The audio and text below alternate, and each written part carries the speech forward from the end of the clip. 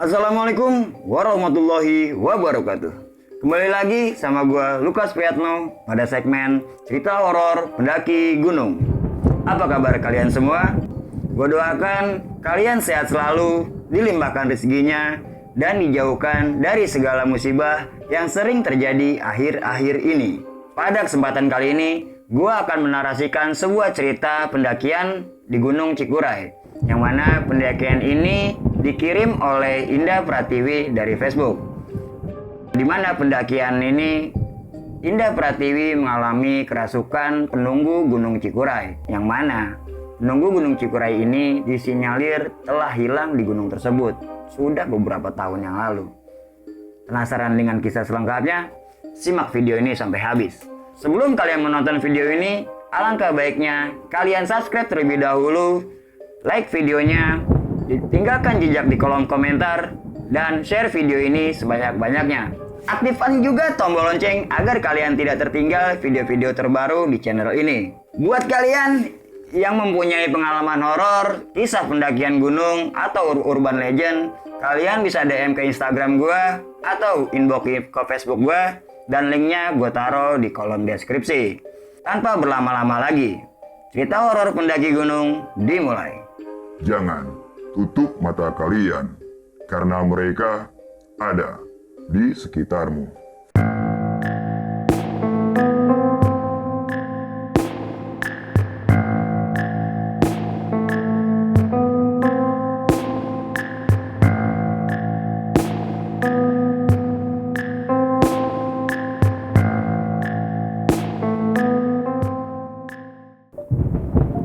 Hai, perkenalkan, namaku Indah Pratiwi.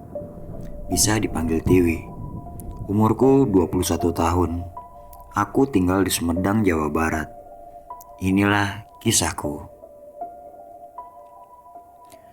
Pada Juli 2020, aku berangkat menuju MT Cikuray dengan keadaan haid. Aku tidak berpikir panjang tentang keadaan darurat yang akan aku alami saat itu. Karena biasanya aku mendaki dengan keadaan haid adalah untuk menghindari ketinggalan waktu sholat. Jadi aku pikir aman-aman saja. Hari itu aku berangkat bersama komunitas pendakian. Terdiri dari 18 laki-laki dan 10 orang wanita termasuk aku. Jadi total yang ikut pendakian ini ada 28 orang. Ini pertama kalinya aku mendaki dengan banyak teman wanita.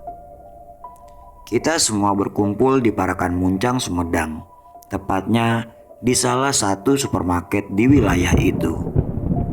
Sekitar jam 8 malam, dengan menggunakan 2 mobil dan beberapa sepeda motor.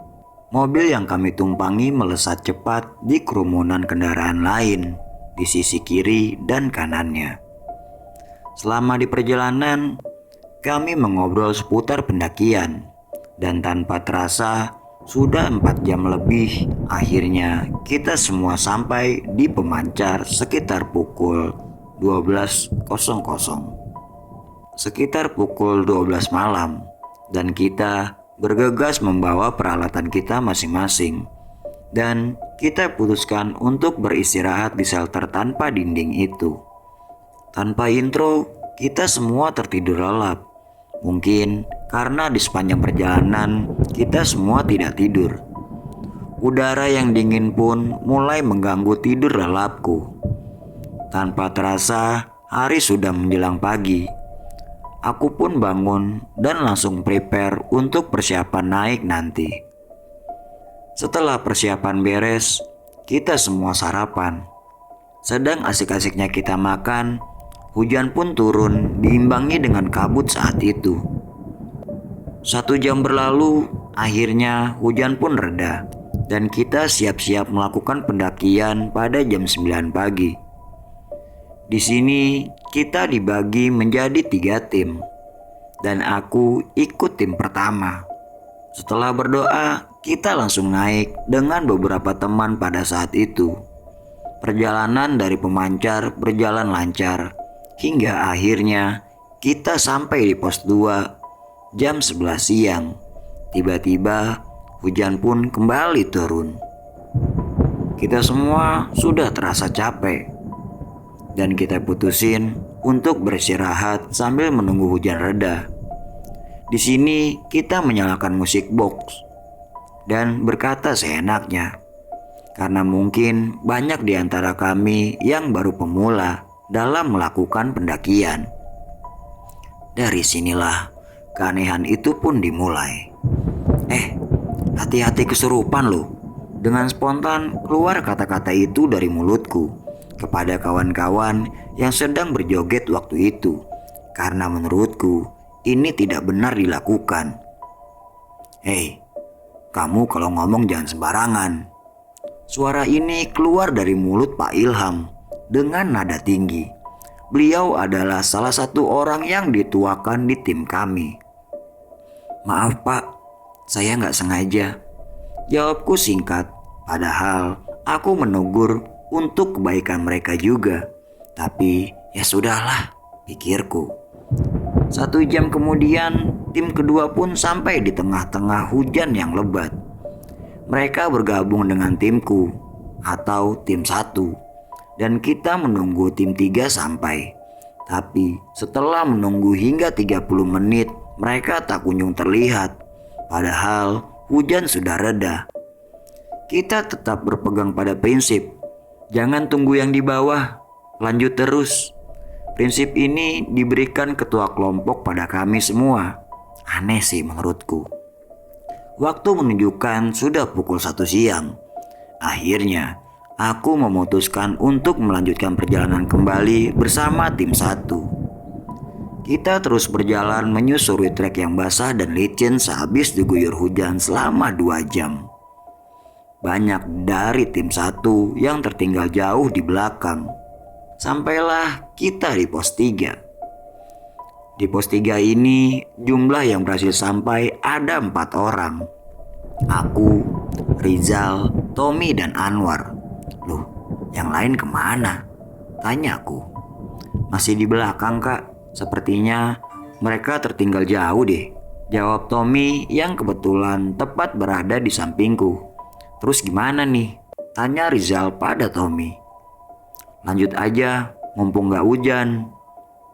Gue tunggu yang lain ya, masih capek juga nih. Anwar memotong pembicaraan Tommy dan Rizal. Aku hanya mendengar pembicaraan mereka. Tidak mungkin aku meninggalkan Anwar sendiri di sini. Meski Anwar sudah sering mendaki, tapi di sisi lain aku khawatir kalau harus membiarkan Rizal dan Tommy berjalan berdua menuju pos 4. Karena mereka berdua belum pernah mendaki dan aku takut mereka malah tersasar. War, gimana nih? Tanyaku pada Anwar yang sedari tadi duduk karena kehabisan nafas. Udah, lu jalan aja duluan. Biar gue di sini tunggu yang lain. Anwar meyakinkanku. Akhirnya, aku, Tommy, dan Rizal meninggalkan Anwar di pos 3. Dan kita melanjutkan trek menuju pos 4. Jalur semakin berat dan langkah kaki pun sudah terasa gemetar. Karena kita menahan dingin dan licinnya trek yang kita lalui. Dengan susah payah, akhirnya kami pun sampai di pos 4. Dan kami memutuskan untuk beristirahat sambil menunggu teman-teman kita yang tertinggal jauh di belakang. 15 menit kemudian, sebagian dari tim 2 pun akhirnya sampai termasuk Anwar. Mereka langsung beristirahat dan meminum air yang mereka bawa.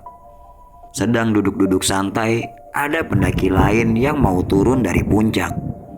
Punten teh, siapa pendaki tersebut? Mangga AA, jawabku. Oh iya bang, kalau nanti di bawah bertemu pendaki lain, tolong titip salam kalau kita lanjut, pintaku sambil melempar senyum padanya. Singkat cerita, sampailah aku di pos 5. Aku mulai merasakan badanku tiba-tiba tidak enak rasanya. Sayap tangan sebelah kananku terasa sangat berat hingga membuatku terjatuh. Aku masih berpikir positif. Mungkin packinganku kurang benar, gumamku dalam hati. Tom, backup tasku ya, tanganku sakit. Siap kak, sini aku bawa, jawab Tommy menolongku.